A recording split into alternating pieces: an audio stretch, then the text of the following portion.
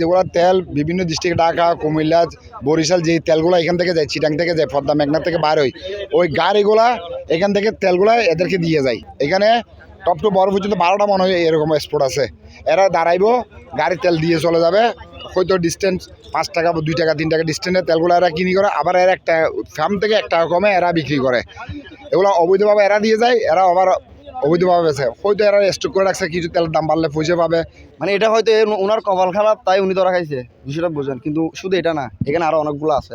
Video দেখা যায় এইসব বড় বড় ড্রাম ভ্যাকিনত ডিজেল চট্টগ্রাম নগরীর পতেঙ্গা এলাকায় অবৈধভাবে মজুদ করা এইসব জ্বালানি তেল উদ্ধারে অভিযান চালিয়ে জেলা প্রশাসন।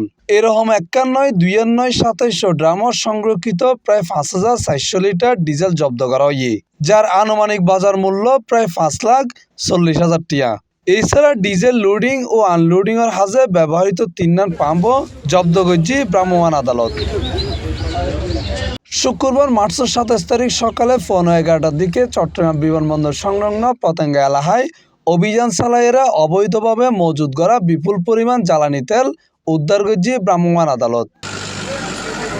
প্রাথমিক অনুসন্ধানে জানা গিয়ে সমুদ্রগামী জাহাজ ও তেল ডিপোতুন পরিবহনের সময় একখান চক্র অবৈধভাবে জ্বালানি তেল সরাইয়ে তা স্থানীয় পর্যায়ে বিক্রি করিয়াছিল। এছাড়া বড় বড় জ্বালানি বহনকারী গাড়ি ব্যাগকিনতুন তেল লইয়েরা মজুদ করে রাখে এইসব অবৈধ ব্যবসায়ী, এবং এই ব্যবসা তারা দীর্ঘদিন ধরে গড়িয়াইয়ের। আপনার নেভাল লুট থেকে শুরু করে একদম মুলার ঘাড়া সি বিচ পর্যন্ত দেখলে সবগুলো দেখতে হবে। শুধু আপনারা একজনকে পাইছেন, একজনকে ধরে ওনাকে চাপাচাপি করে ওনার উপর সব চাপাই দিবেন, এইভাবে হবে না। এটা আমরা যতটুকু জানি, এটা হচ্ছে যে আলমগীর চৌধুরী, উনি অনেক আগ থেকে তেলের ব্যবসা করেন, সিন্ডিকেট করে তেলের ব্যবসাটা উনি চালান।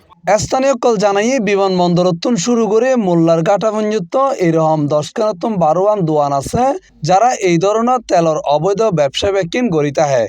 ব্যাকুনরে আইনের আওতায় আনিবে দাবি জানাই তারা। এয়ারপোর্ট থেকে নিয়ে একবারে মোল্লারা গাড়া, ওইখানে মোল্লারা গাড়া বলে, ওইখানে পর্যন্ত না হলে 12টা হইতে 13টা দোকান আছে এরকম তেল সিন্ডিকেট করে বিক্রি করতেছে এরা। এই চুরি করে যেগুলো তেল দিয়েছে গাড়িগুলা, কোলাতলার দোকান এবং যারা দোকান গাড়িতে বিক্রি করে যায়, এই ব্যবসাটা বন্ধ করা হোক। জ্বালানি হাতে শৃঙ্খলা বজায় রাখা এবং অবৈধ মজুদ প্রতিরোধে প্রশাসনের আরও কঠোর নজরদারি করিবার আহ্বান জানাই সাধারণ মানুষ।